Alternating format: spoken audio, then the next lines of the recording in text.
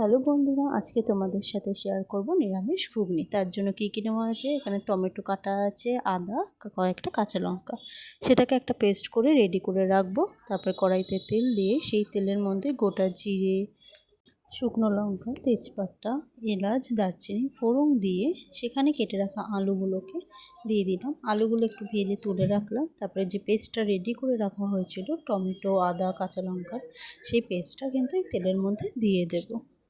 এরপরে এখানে রাখা রয়েছে হলুদ, জিরের গুঁড়ো, ধনের গুঁড়ো, কাশ্মীরি লঙ্কার গুঁড়ো। সেগুলোও কিন্তু এক এক করে এই মশলার ভিতরে দিয়ে দেব।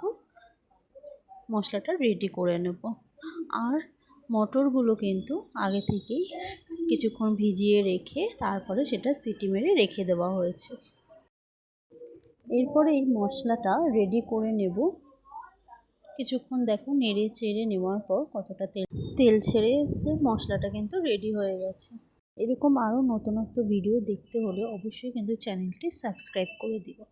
এরপরে দেখো একটু মশলার জলও কিন্তু এখানে দিয়ে দিলাম, অল্প পরিমাণে দিয়ে মশলাটা আবারও একটু কষিয়ে নেব। তারপরে সামান্য পরিমাণ চিনি দিয়ে আবার একটু নেড়ে চেড়ে নেব।